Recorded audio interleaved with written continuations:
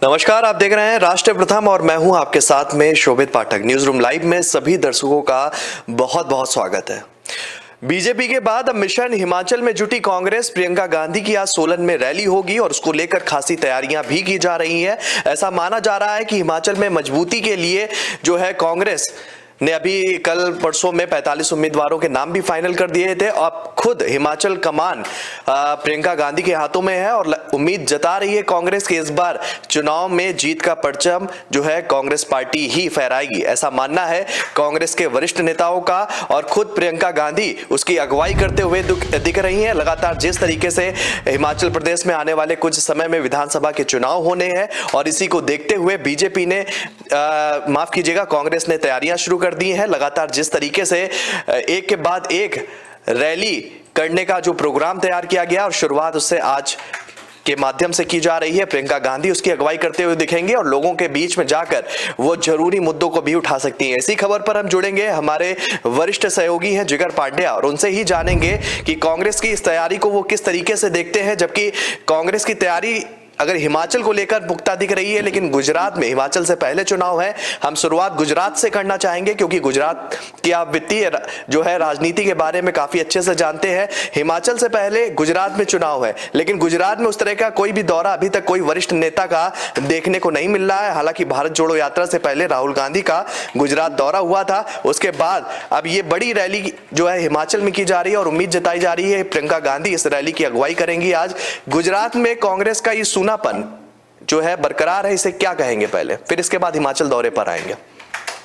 बिल्कुल शोभित, बात तो मतलब आपने भी सही बोली कि एकदम सूनापन है गुजरात में। एक लेटेस्ट अपडेट भी हम बता देते हैं दर्शकों को कि आज शाम 3 बजे माफ करना दोपहर 3 बजे चुनाव आयोग प्रेस कॉन्फ्रेंस करने वाला है और शायद हिमाचल प्रदेश और गुजरात चुनाव की तारीख जो है वो वहीं पे बताएगा, ऐसी बात मानी जा रही है।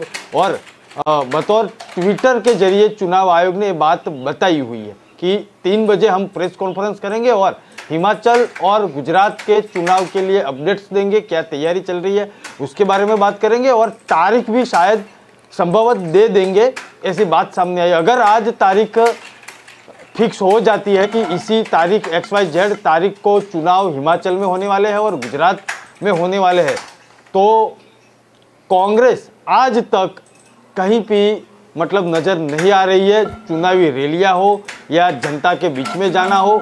हाँ, एक बात है कि इस बार कांग्रेस की स्ट्रेटेजी की बात करें गुजरात की, तो उसने थोड़ी बदली हुई है।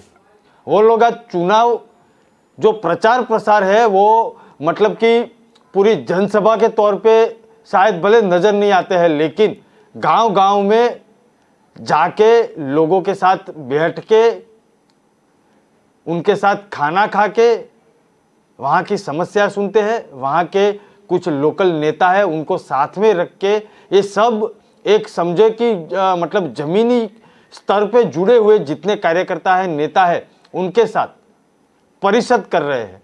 ग्राम पंचायत हो, वार्ड का जो सब कार्यकर्ता हो या तहसील के हो या जिला लेवल के हो, लेकिन सभी लोग अपने अपने एरिया में मतलब चुनाव की जो तैयारी है वो शायद करके मतलब दिखते हुए। और इस बात का जिक्र तो 4 दिन पहले वड़ा प्रधान नरेंद्र मोदी ने भी उनकी रैली में राजकोट से ये बात कही थी कि आप ऐसा मत समझना कि कांग्रेस फिलहाल नजर नहीं आती है। वो गांव-गांव जाकर चाय पे चर्चा कर रही है और आप ऐसा मत समझना कि कांग्रेस फिलहाल कहीं पे नजर नहीं आ रही है। उसका मतलब वो नहीं है कि कांग्रेस हमारे सामने मतलब रण मैदान में नहीं है। तो जब खुद वड़ा प्रधान ये बात अपने बीजेपी के कार्यकर्ताओं को बताते हैं तो ये बात स्वीकारनी होगी कि कांग्रेस फिलहाल भले नजर नहीं आ रही है, कोई बड़ा नेता गुजरात में दिख नहीं रहा है, लेकिन अपना काम तो करती दिख रही है। और उसी हाल हिमाचल प्रदेश में भी इसी तरह, भले प्रियंका गांधी आज वहीं पे रैली करने के लिए जा रही हो, लेकिन इसके पहले भी कांग्रेस ने अपनी जो बात है वो शायद लोगों को पहुंचा दी है। अब ये जो बात गुजरात में पहुंचाई या हिमाचल में पहुंचाई, गांव-गांव जाकर पहुंचाई, वो कितनी असर करता है वो तो चुनाव के परिणामों में दिखा जाएगा। लेकिन कांग्रेस फिलहाल रण मैदान में है। ऐसा नहीं है कि आम आदमी पार्टी गुजरात में आ गई तो कांग्रेस को कुछ नहीं है, या हिमाचल प्रदेश में जैसे गुजरात में अरविंद केजरीवाल जी आए और गारंटी कार्ड हर बार देते रहे, इसी तरह हिमाचल में भी दौरे पे दौरे किए थे और वहीं पे भी कुछ ना कुछ गारंटी कार्ड, जैसे ये सेम एक गारंटी कार्ड था मैं समझता हूँ तब तक ये फ्री वाली बिजली का, तो वहाँ पे भी दिया था, यहाँ पे भी दिया था, वहाँ पे किसानों की बात की, यहाँ पे भी किसानों की बात की। तो बात वो है कि चुनावी शंखनाद फूंक चुका है और आज चुनाव आयोग जो है वो जो ये चुनावी रण मैदान की तारीख भी आज बता देगा, तो इसके ऊपर भी हमारी नज़र बनी रहेगी। फिलहाल तो कांग्रेस की हम बात कर रहे हैं, कांग्रेस और हिमाचल प्रदेश दोनों की भी हम बात करेंगे। गुजरात के अंदर कहीं ना कहीं कांग्रेस नज़र में नहीं आ रही है, उसके दिक्कत नेता नहीं आ रहे हैं, लेकिन ये एक छोटी सी अपडेट थी वो मैंने आपको बता दी, दर्शकों को बता दी। अब रही बात गुजरात में कांग्रेस का क्या हाल, तो शोभित एक बात तो तय है कि कांग्रेस और उसकी एक बीमारी है, वो गुजरात हो, हिमाचल प्रदेश हो या कहीं और के राज्य हो, और वो बीमारी है गुटवाद। मतलब अलग अलग गुट में बांटी हुई है कांग्रेस, हर नेता और हर नेता की अपनी कांग्रेस, और ये जो एक समझो कि एक ये बीमारी है वो गांधी परिवार हो वो मिटा नहीं पाया है, आने वाले जो अध्यक्ष होंगे वो भी मैं समझता हूँ कि मिटा नहीं पाएंगे, क्योंकि अब बहुत गुट बट चुके हैं। और वो भूतकाल में हमने देखा हुआ है कि जब जब कांग्रेस बटी है तब तब कांग्रेस को नुकसान हुआ है, और फायदा जो कांग्रेस से बाहर निकलकर अपनी पार्टी बना के, और वो पार्टी में भी कांग्रेस शब्द का इस्तेमाल तो किया हुआ है। एग्जाम्पल एक मैं मतलब उदाहरण दे दूंगा तो तृणमूल कांग्रेस, राका हो या वहाँ दक्षिण में देखेंगे तो मनका हो, ये सब कुछ पहले तो कांग्रेस में ही थे ना। एनसीपी नेशनल कांग्रेस पार्टी की बात करें तो जो शरद पवार जी की पार्टी है वो भी पहले तो कांग्रेस में ही थे, तो कांग्रेस शब्द का इस्तेमाल किया, लेकिन कांग्रेस को तोड़ा भी इन लोगों की नाराजगी की वजह से।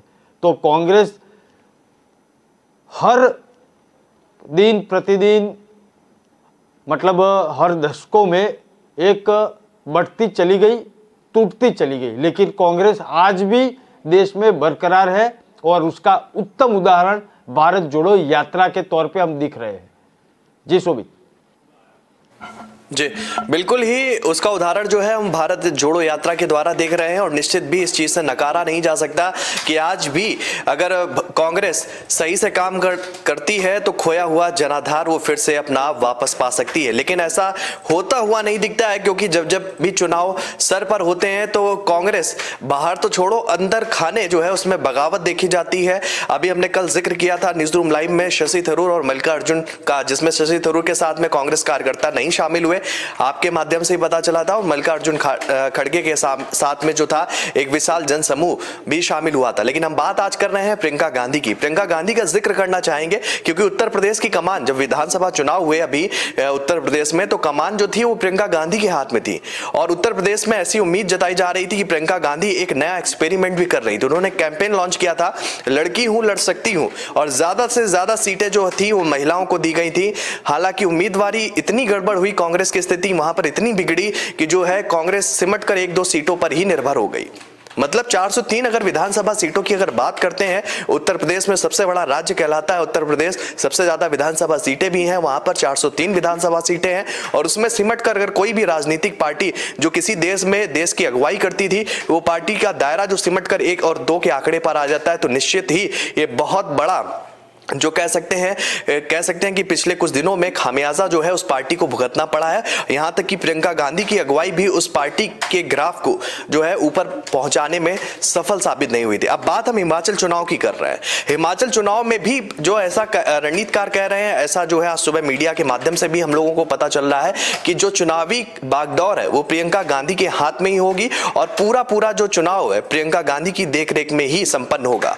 क्या कुछ लगता है आपको, लगता है कि करिश्मा क्या प्रियंका गांधी दिखा पाएंगी हिमाचल चुनाव में इस बार?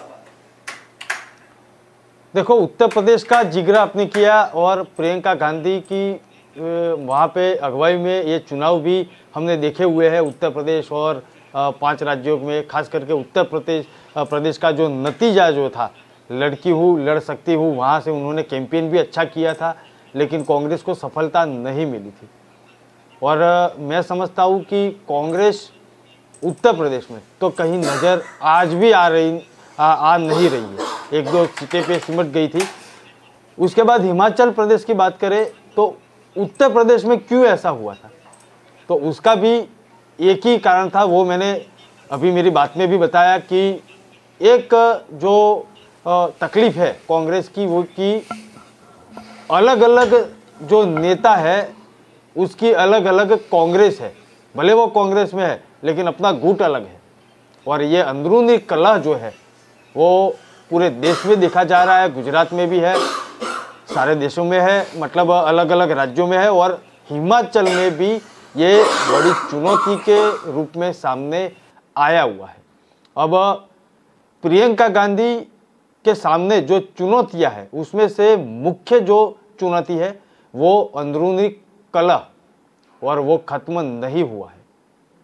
पार्टी को बड़ा झटका भी लग चुका था जब कार्यकारी अध्यक्ष और अनुभवी नेता हर्ष महाजन बीजेपी में शामिल हो चुके थे और कांग्रेस छोड़ने पर महाजन ने कहा था कि राज्य, जिला या निर्वाचन क्षेत्र के स्तर पर कोई दिशा में मिल नहीं रही है और युवाओं का मनोबल और मोहभंग हिमाचल में तो हो चुका है। अब ये युवाओं की बात करते हैं तो ये जो प्रियंका गांधी का चेहरा है वो कितनी असर इस बार करेगा, बहुत देर हो चुकी है लेकिन बहुत मुश्किल भी है। हिमाचल में कांग्रेस का कोई करिश्मा वहीं पे दिखने वाला हो, उसके ऊपर हम चर्चा फिलहाल भले हम करते हो लेकिन मैं नहीं समझता हूँ कि हिमाचल में कोई करिश्मा दिखने को मिले, क्योंकि इतने बड़े नेता जब छोड़कर बीजेपी में शामिल हो चुके हो तो उनके साथ अनेक युवाओं की बात उन्होंने की थी और बाकी निर्वाचन क्षेत्रों की भी बात उन्होंने की थी और 45 उम्मीदवारों के नाम अब तक फाइनल कर लिए गए हैं हिमाचल में। लेकिन बहुत बड़ी सीटें ऐसे भी है जहां पार्टी में एक दूसरे की टांग खिंचाई हो रही है। शिमला हो, ठियोग हो, पच्छम हो या शाहपुर हो, धर्मशाला हो, बहुत सारे नाम ऐसे हैं कि शायद वहीं पे कांग्रेस के ही नेता एक दूसरे की टांग खिंचाई कर रहे हैं और ये आपसी खिंचना को जो आला कमान है वो सही करने में लगी हुई है। फिर भी बीजेपी मैदान में है, वड़ा प्रधान भी कल भी थे और उन्होंने बहुत बाजी पलटी हुई है और मिशन बीजेपी के तहत हिमाचल की शुरुआत उन्होंने कर ली है। लेकिन कांग्रेस फिलहाल शायद आज चुनाव की तारीख समझो कि चुनाव आयोग 3 बजे बोल दे कि भाई ये तारीख को हिमाचल में चुनाव है, तो कांग्रेस जो है वो तो वहाँ की जो अंदरूनी जो एक खिंचतान है उसको ठीक करने में लगी है और उसके सामने बीजेपी है वो अपना मिशन लेके पिछले 2 महीने से चल रही है। तो ये जो फर्क है वो शायद कांग्रेस अच्छी तरीके से समझ रही है और क्या नुकसान हुआ है वो भी अच्छी तरीके से समझ रही है। जी शोभित। बिल्कुल, नुकसान जो हुआ है उसको वो समझ रही है। और हम बात करेंगे प्रियंका गांधी के व्यक्तिगत राजनीतिक दौरे के बारे में जो हिमाचल में आज होने वाला है। लगातार जिस तरीके से हम देख सकते हैं प्रियंका गांधी का कद जो है अगर कंपेयर करते हैं राहुल गांधी से हालांकि राहुल गांधी का भारत जोड़ो यात्रा के बाद का कद अब दूसरा हो चुका है। वो एक जनप्रिय नेता के तौर पर जो है पहचाने जाने लगे।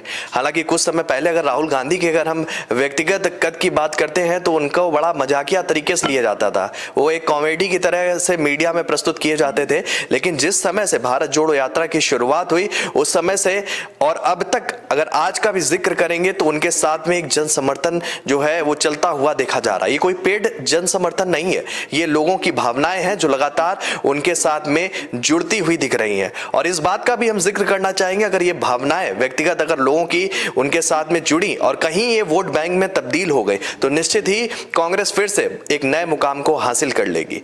प्रियंका गांधी का जिक्र करेंगे। उत्तर प्रदेश में जब उन्हें लॉन्च किया गया तो ये उम्मीद जताई गई थी कि प्रियंका गांधी की जो छवि है वो अपनी जो है नानी से मिलती हुई है, मतलब इंदिरा गांधी से का व्यक्तित्व जो है लोग उनके अंदर देखते हैं प्रियंका गांधी का। हालांकि वो एक्सपेरिमेंट सफल नहीं हुआ और कांग्रेस जो है यूपी में चारों खाने चित हो गई। हिमाचल समीकरण की बात करें कि 2 महीने पहले से जो है भारतीय जनता पार्टी जो है उसमें अपनी जी जान झोंक चुकी है। 2 बार, एक बार वर्चुअल माध्यम से प्रधानमंत्री मोदी जुड़े थे, हालांकि उनका दौरा था लेकिन बारिश की वजह से रद्द हो गया था। दूसरा, वो खुद अभी दशहरा वाले दिन जो है हिमाचल गए थे और लोगों के लिए कई सौगातें उन्होंने अपना जो है खजाने का पिटारा खोल दिया था, कई सौगातें दी थी। तो ऐसे में क्या क्या चुनौतियां हो सकती हैं कांग्रेस के लिए, क्योंकि कांग्रेस की अगर स्थिति की बात करें तो निश्चित ही जनाधार आज कांग्रेस के पास बहुत कम है। लेकिन अगर उम्मीद जताई जा रही है, भारत जोड़ो यात्रा की समर्थन की बात कर रहे हैं, तो आपको लगता है कि लोगों का मन कहीं ना कहीं बदलता हुआ दिखेगा हिमाचल चुनाव में। और कहीं ना कहीं जिस तरीके से आज भारतीय जनता पार्टी की सरकार है हिमाचल प्रदेश में, आपको लगता है कि आने वाले दिनों में कांग्रेस को बड़ी सफलता उनके इस दौरे से मिल सकती है? जनता जो खोया हुआ जनाधार है, क्या हिमाचल में वो फिर से वापस पा पाएगी? देखो, एक बात स्पष्ट है शोभित की जिस राज्यों में चुनाव है इस साल या 2023 में, वहाँ से सिर्फ मैं आपको बताऊंगा कि मध्य प्रदेश से ये यात्रा गुजरने वाली है। 2023 में वहाँ के चुनाव शायद होंगे। उसके अलावा एक भी राज्य ऐसा नहीं है कि जो चुनावी राज्य हो और वहाँ से ये भारत जोड़ो यात्रा गुजरने वाली हो या स्टार्ट हुई हो, क्योंकि केरला में एक भी राज्य में भारतीय जनता पार्टी का सत्ता स्थान नहीं है, वहाँ पे चुनाव भी नहीं है। अब देखो हिमाचल प्रदेश, वहाँ पे भारतीय जनता पार्टी फिलहाल है और चुनाव का राज्य भी है। अब भारत जोड़ो यात्रा राहुल गांधी के नेतृत्व में फिलहाल तो निकल चुकी है। बहुत बड़े नेता उनके साथ जुड़े हुए हैं, बहुत सारे जो एनजीओ के जो बहुत चर्चे में रहे हुए जो चेहरे हैं वो उसमें उसके साथ वहीं पे भारत जोड़ो यात्रा में चल पड़े हैं। लेकिन एक बात तो हमारी नज़र के सामने है कि भारत जोड़ो यात्रा में चुनावी बात नहीं हो रही है। हम भारत जोड़ने के लिए निकले हैं, केंद्र सरकार के पर, मोदी सरकार के पर निशाना हो रहा है, केंद्र सरकार की नीतियों पर निशाना हो रहा है। जहाँ जहाँ से निकल रही है तो वहाँ पे भारतीय जनता पार्टी सिर्फ कर्नाटका में सत्ता पे है तो उसके ऊपर शाब्दिक हमला बोला या कुछ बोला। बात वो है कि चुनावी राज्य एक भी नहीं थे। अब हिमाचल में चुनाव है या गुजरात में चुनाव है और पार्टी के बहुत बड़े जो शीर्ष के नेता है वो भारत जोड़ो यात्रा में यात्रा कर रहे हैं। प्रियंका गांधी को बागडोर दी हुई है, अच्छी बात है, लेकिन हिमाचल में भी बहुत बड़े नेता जो है शीर्ष नेता है, उनको जाना पड़ेगा, वहाँ पे लोगों से जुड़ना पड़ेगा, तब ये बात बनेगी। अकेली प्रियंका गांधी कुछ नहीं कर पाएगी। जैसे कि उत्तर प्रदेश में जो परिणाम हुआ था वो हाल शायद हिमाचल में न हो, उसका ध्यान रखना पड़ेगा। ये बात है। दूसरी बात है प्रियंका गांधी की अगुवाई में, वहाँ पे अगर वो अपना जो एक चेहरा जो है, आपने चेहरे की बात बताई कि वहाँ पे एक चेहरा जो है वो उनकी नानी से मिलता है। देखो, अब वो भावुक बातें जो है वो आज की चुनावी रैलियों में वो कुछ मायने नहीं रखती है। वहाँ का स्थानीय मुद्दा क्या है उसकी बात मायने रखती है, खास करके विधानसभा चुनाव जब होते हैं तब। लोकसभा चुनाव हो तब भी अपने जिला की बात जो है स्थानीय, उसकी चर्चा होती है, देश की चर्चा होती है, देश के प्रधानमंत्री कौन बनेगा उसकी चर्चा होती है। लेकिन जब विधानसभा की बात हो तो अपने स्थानीय जो है एक मुद्दे रहते हैं अपने तहसील के, अपनी जो विधानसभा सीट जो है उसका एक दायरा रहता है, उसके मतलब जो एक मुद्दा जो रहता है उसी चर्चा में उसकी बात करनी पड़ती है। क्योंकि एक विधानसभा सीट हो और उसका दायरा समझो कि 30 किलोमीटर का हो, एक मैं मोटा मोटा उदाहरण देता हूँ, तो 30 किलोमीटर के बाद दूसरी तहसील आ जाती है या दूसरी सीट आ जाती है 40 किलोमीटर, 50 किलोमीटर या 100 किलोमीटर के बाद। तो शोभित इतना मुझे समझ में आता है कि हर 100 किलोमीटर में अलग अलग मुद्दा रहता है, स्थानीय जनता का एक मुद्दा रहता है। समझो कि 5 साल तक कोई विधायक है तो 5 साल तक उन्होंने अपनी विधानसभा क्षेत्र में क्या काम दिया या क्या काम किया। राज्य सरकार में अगर वो बैठे हैं तो राज्य सरकार सत्ता स्थान में अगर आप बैठे हैं तो आपने अपने इलाके के लिए, अपनी जो निर्वाचन क्षेत्र है उसके लिए क्या काम किया, उसका एक रिपोर्ट कार्ड हर महीने नहीं तो हर 3 महीने में देना पड़ता है। अब किसने दिया नहीं दिया वो तो जनता बताएगी, लेकिन अगर ये जमीन से जुड़ी हुई बात से लेकर कोई भी पार्टी का नेता अगर बना रहा है तो शायद वो किसी भी पार्टी का होगा, वो ये चुनाव भी जीत जाएगा।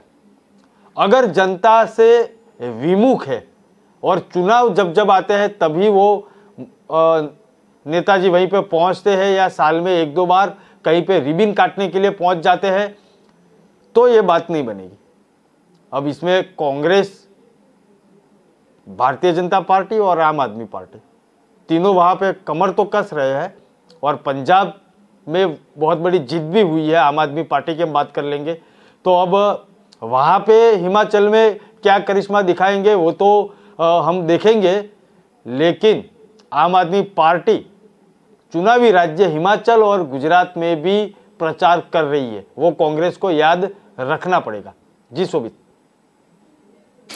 मेरा अंतिम सवाल आपसे है कि आम आदमी पार्टी का आपने जिक्र किया, तो आम आदमी पार्टी का अगर हम देखेंगे शुरुआती अगर दौर की बात करेंगे, जब गुजरात चुनाव भी काफी दूर था तो उसका फोकस था हिमाचल प्रदेश। हिमाचल में वो पूरा जी जान से जुटे हुए थे आम आदमी पार्टी। लेकिन गुजरात चुनाव जैसे जैसे पास आते गए, जैसे जैसे तारीख जो है वो नजदीक आती गई, तो आम आदमी पार्टी का पूरा फोकस गुजरात हो गया।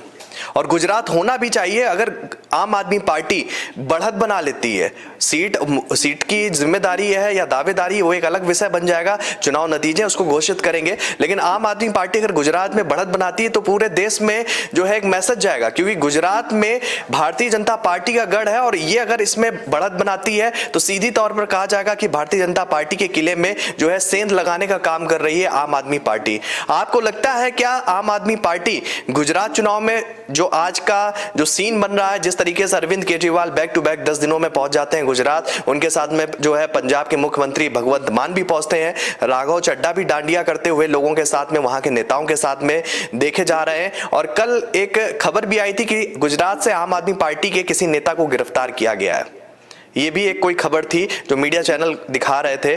तो इस तरीके का जब व्यक्तिगत एक आम आदमी पार्टी का दौर पे दौर चल रहा है, आपको लगता है कि आम आदमी पार्टी इस बार जो है इन चुनाव में बढ़त हासिल करेगी? क्या आपको लगता है कि कांग्रेस को वो थर्ड पार्टी बना देगी और मुख्य विपक्षी होने की बात वो खुद अभी से कहने लगे हैं? आपको लगता है कि वो सफल होंगे?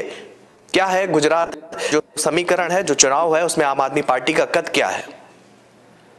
शोभित देखो, हम एक करेक्शन भी कर लेते हैं कि जो आम आदमी पार्टी के जो नेता थे वो गुजरात के प्रदेश प्रमुख थे गोपाल इटालिया, और दिल्ली में दिल्ली में गिरफ्तार किया हुआ था कल। और मामला था वड़ा प्रधान को अपमानजनक शब्द प्रयोग के लिए, और उनकी मां के लिए भी अपमानजनक शब्द जो था वो प्रयोग किया था। और ये 2 मामले थे, उसमें महिला आयोग ने पुलिस में जो वहाँ पे फरियाद दाखिल की थी और उसके बाद उनको वहीं पे जवाब देने के लिए बुलाया गया था, समझ भेजा था, तो और उसी सिलसिले में उनको गिरफ्तार किया गया था। और आज वो गुजरात में पहुँच भी चुके हैं और आज सुबह में राजकोट एयरपोर्ट में उतरकर वहाँ खोडलधाम जो मंदिर है पाटीदार समाज का, वहीं पे दर्शन भी किए, उन्होंने प्रेस कॉन्फ्रेंस भी की, ये सब मतलब हुआ है। लेकिन आपका जो सवाल है कि गुजरात में क्या वो मुख्य विपक्ष पार्टी की तौर पर आ पाएगी तो ये बहुत मतलब आज के दिन तो बहुत मतलब पहले का सवाल है, बहुत जल्दी हो जाएगी। हम बोलेंगे कि वो विपक्ष मुख्य तौर पर आगे आएगा या सत्ता, क्योंकि अरविंद केजरीवाल ने तो बोला है कि आईबी की एक रिपोर्ट आई हुई है कि वो सत्ता में जाने वाले हैं, उनको रिपोर्ट मिली हुई है, बाकी किसी को मिली नहीं है आईबी की रिपोर्ट। लेकिन अरविंद केजरीवाल के पास ये रिपोर्ट पहुंच चुकी है कि गुजरात में वो सत्ता बनाने के नज़दीक में है या सत्ता बनाएंगे। अब कोई विपक्ष कोई उनके ही खेमे से कोई बोल रहा है कि हम चुनाव में जीत कर आएंगे, कोई बोल रहा है कि मुख्य विपक्ष के तौर पर वो आ जाएगा, कांग्रेस को पीछे रखेगा, और खुद अरविंद केजरीवाल जी बोल रहे हैं कि हम तो सत्ता की तरफ जा रहे हो या सत्ता में हम जाएंगे, इसलिए बौखला गई है भारतीय जनता पार्टी। तो भाई ये चुनावी माहौल है, और चुनावी माहौल मतलब जब बन चुका हो तब किसी भी पक्ष को अपने दावे रखने का अधिकार है।